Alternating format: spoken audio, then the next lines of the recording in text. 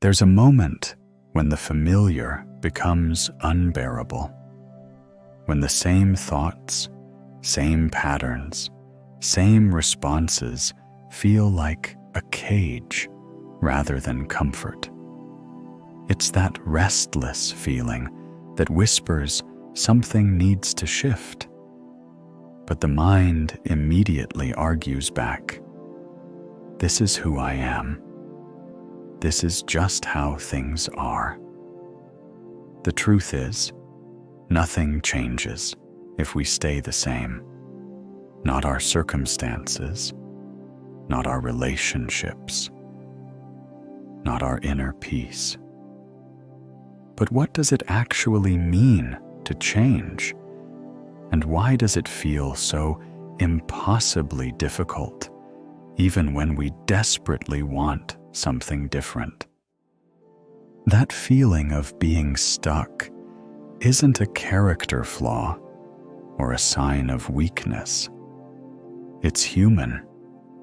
The mind naturally gravitates toward what feels known, even when that familiar territory has become uncomfortable. There's a strange safety in predictable suffering. At least we know what to expect. Change, on the other hand, feels uncertain, vulnerable, maybe even dangerous to the part of us that's been keeping us safe all this time. Maybe there's been a pattern of reaching for the same distractions when anxiety rises, or responding to conflict in ways that create more distance rather than connection. Perhaps it's the habit of waiting for external circumstances to shift before allowing internal peace to emerge. These aren't moral failures. They're coping mechanisms that once served a purpose. The mind doesn't distinguish between what's helpful and what's familiar. It simply chooses what feels safest in the moment. The exhaustion that comes from repeating the same cycles, hoping for different results, is real. So is the fear that changing might mean losing something essential about who we are. Here's what's actually happening. The identity we think we're protecting isn't our true self at all. It's a collection of learned responses, accumulated beliefs, and unconscious patterns that have been mistaken for who we are. When we say, "This is just how I am," we're really saying, "This is how I've learned to be." Think of it like living in a house where all the furniture has been arranged the same way for years. The layout feels normal, even if it's cramped or doesn't serve our current needs. Moving even one piece of furniture can make the entire space feel different, more open, more aligned with who we're becoming rather than who we've been. The resistance to change isn't coming from our core self. It's coming from the ego, the part of the mind that's invested in maintaining the familiar story. This resistance feels so strong because it's trying to preserve what it believes is our survival. But survival and thriving are two different states of being. Real change doesn't require becoming someone else entirely. It requires recognizing that the person we've been is just one possible version of ourselves. There are countless other versions, calmer, more creative, more connected, waiting to emerge when we stop gripping so tightly to what we think we know about ourselves. Change isn't about fixing what's broken. It's about allowing what's already whole to express itself more fully. It's about creating space for the parts of ourselves that have been dormant or suppressed to finally breathe. What if the very thing that's been keeping us stuck is also the key to our freedom? There's something powerful that happens when we stop trying to change from a place of resistance and instead approach transformation from a place of curiosity. It's a subtle shift, but it changes everything about how change unfolds. Most people approach change like they're going to war with themselves, forcing, pushing, demanding immediate results. But there's another way, one that works with the natural intelligence of the mind rather than against it. This approach doesn't require more willpower or discipline. It actually requires less effort, not more. In a moment, we'll explore how to work with the mind's natural tendency toward familiarity instead of fighting it. How to create change that feels organic rather than forced. But first, let's understand why the conventional approaches to change often leave us feeling more frustrated than fulfilled. The reason most attempts at change fail isn't because of lack of motivation or willpower.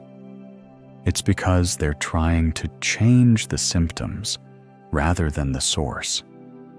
We focus on modifying behavior without addressing the underlying beliefs and patterns that created the behavior in the first place.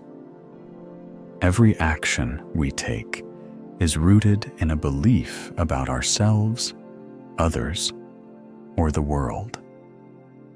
These beliefs operate mostly below conscious awareness, like an invisible operating system running in the background.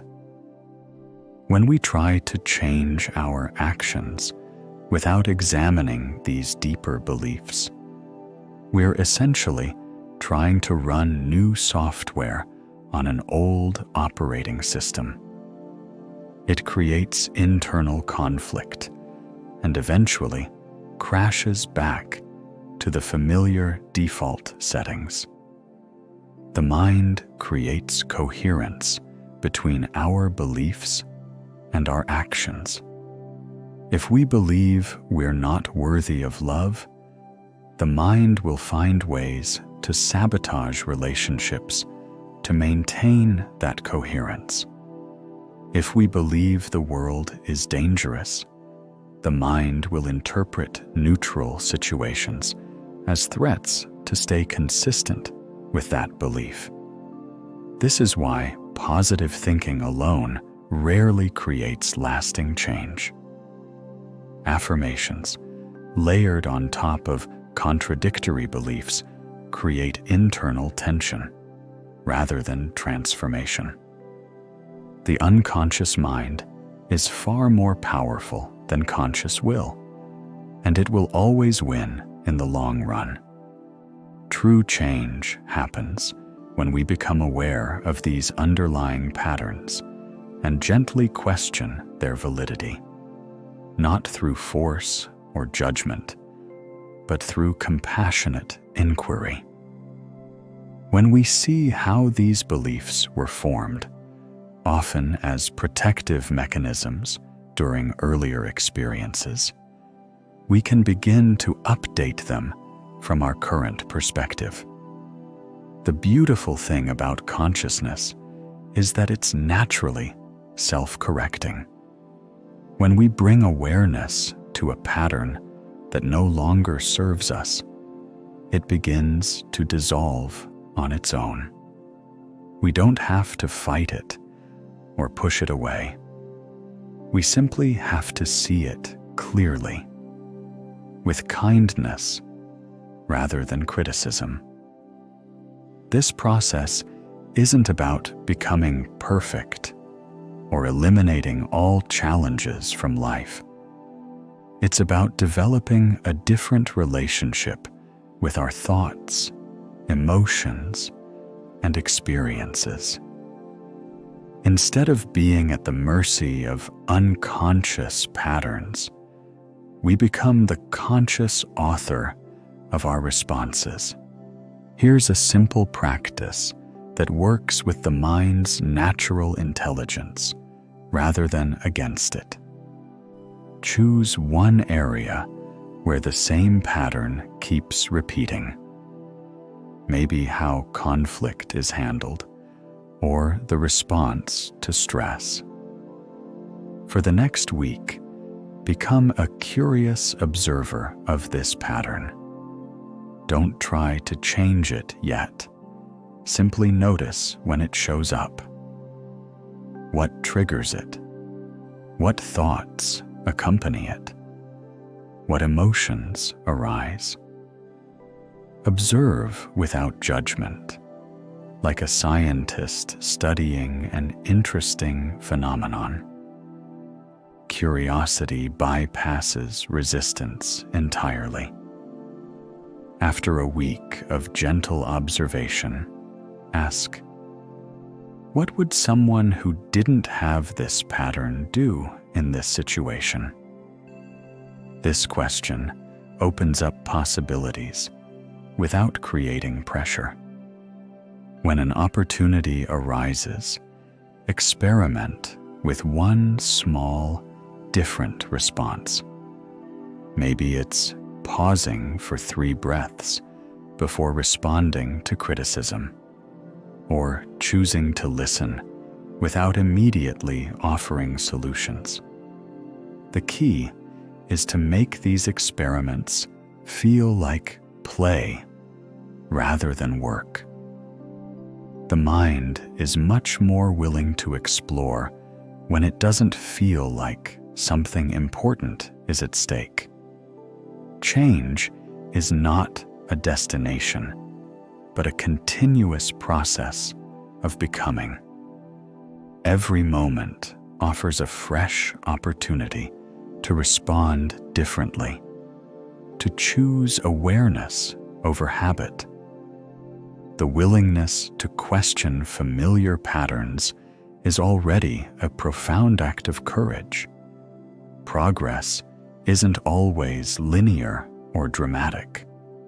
Sometimes, transformation happens in quiet moments, in small choices, in subtle shifts of perspective that accumulate over time. Trust the process. Trust that the same consciousness that created these patterns has the capacity to evolve them into something more aligned with peace and authentic expression. Nothing changes if we stay the same, but staying the same isn't actually an option. Life is constantly inviting us to grow, to expand, to become more fully ourselves. The question isn't whether change will happen, but whether we'll participate consciously in our own evolution. If this resonates, explore more of these conversations. Subscribe for insights on consciousness, transformation, and finding clarity in the midst of life's complexities. Leave a comment about one small shift that feels possible right now. Sometimes sharing our intentions helps them take root.